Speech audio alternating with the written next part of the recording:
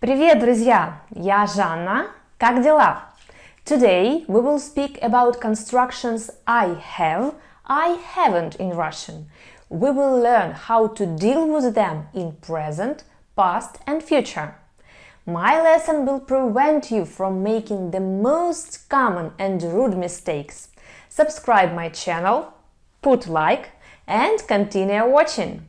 I'm sure that today you will know something new, even if you are not a beginner. And we start!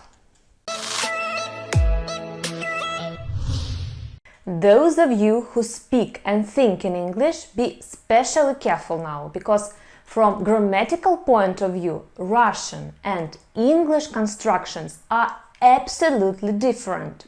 In English we say I have a car, where I is subject, have predicate, verb or action, a car is object. In Russian we say у меня есть машина, where машина is subject, есть a verb and у меня is object. You see, we even use different verbs. In English we use the verb to have. In Russian we use the verb to be. Have is иметь. There are few situations when we say я имею. For example, in the world of law, we often say я имею право. I have a right. But please, avoid these constructions я имею in your everyday life. You have a lot of chances to be misunderstood. Very often in colloquial speech it means to screw. So keep it in mind and don't be rude, okay? So how we build this phrase? У plus who in genitive case plus есть plus noun in nominative. So у меня есть is a very common construction and all students love it very much, but it's a little bit tricky. Speaking about grammar, everything is super easy. You just add a noun in nominative case, that's all. The first case is noun, which you can find in an ordinary dictionary. The noun can be in singular or in plural. Let's see a few examples. У меня есть дом. У меня есть муж. У меня есть машина. У меня есть друзья.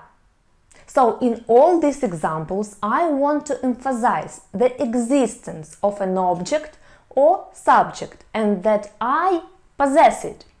When I ask a question, I want to know if the person has something. I'm not sure about the existence of something. Why do I say that it's tricky? Because sometimes we omit the verb есть and we say just у меня. The logical question is when we should use the verb and when we omit it. So we omit when the factor of possession is not important and we add some details. So I already know that person has something and I want to clarify details. For example, у меня уютный дом. У меня умный муж. У меня серая машина. У меня веселые друзья. It's not obligatory that additional information is adjective. You can say у меня дом в Барселоне. В Барселоне it's extra information. The second situation when we omit the verb есть is when we speak about something abstract, a way of spending time or some event. For example, у меня урок, у меня концерт. So let's summarize. We say у меня есть when we want to emphasize that someone has, owns, possesses something.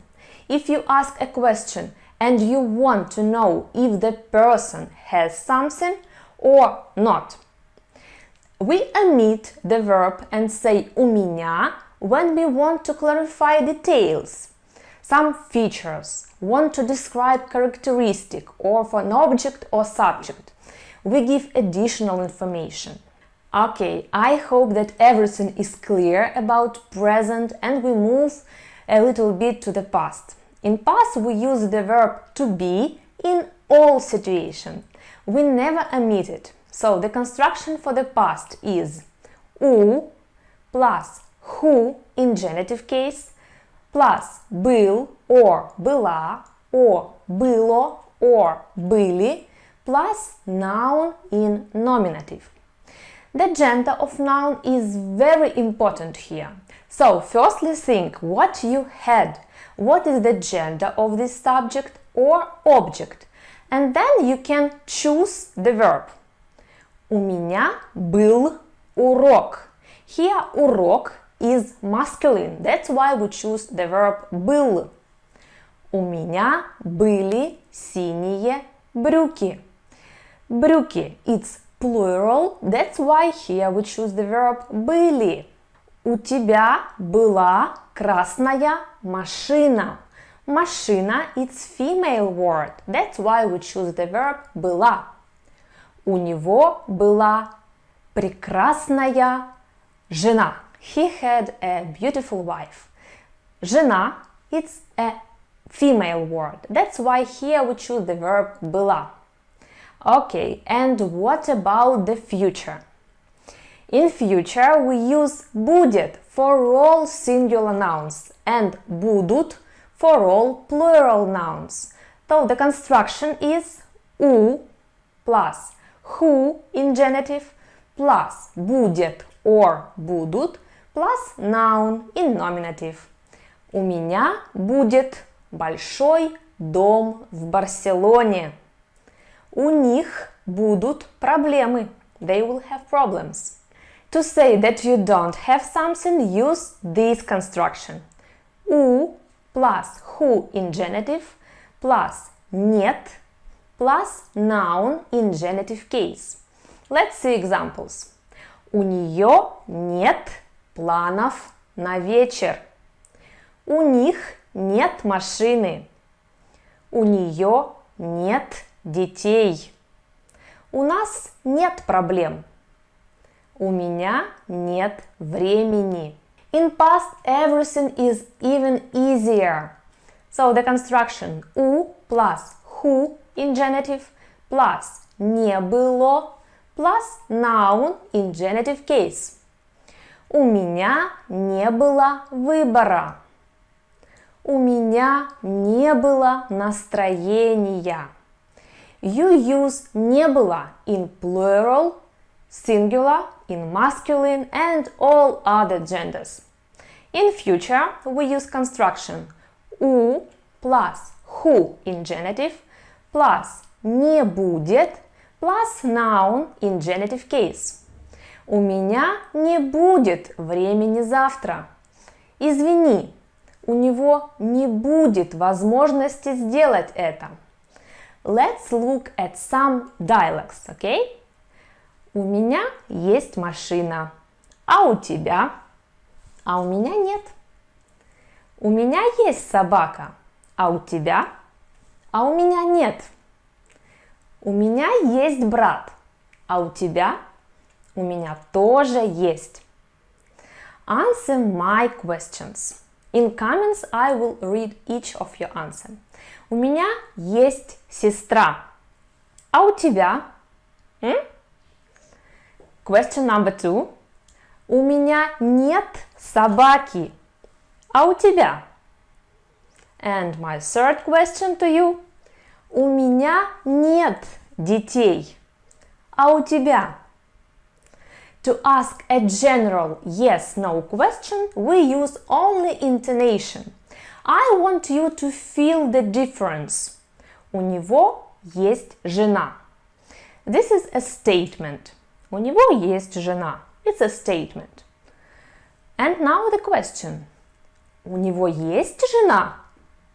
У него есть жена? This is a question. The intonation rises on the word есть. Sometimes English speakers make mistake and raise intonation here on the word жена. The best way to do is to practice right now, okay? So repeat out loud after me. У него есть жена. У него есть жена. This was the main rules, but with practice you will start to feel Russian language. We have finished with theoretical part and I want you to practice all material and do practical exercises. Believe me that theoretical part is only 20% of success. In description to this video I have prepared exercises. Make them and in first comment you will find answers to check yourself. I hope that this lesson was useful and you will never struggle anymore with the Russian phrases «У меня есть», «У меня нет». Also, I want to remind you that I have a few courses which will help you to improve your Russian fast. You can boost your listening Russian skills with my course Moscow Doesn't Believe in Tears. It's fantastic and famous Russian movie which won the Oscar. You can improve your conversational skills with the course Turbo Russian. The Russian teacher works personally with you and it will help you to brush up your Russian.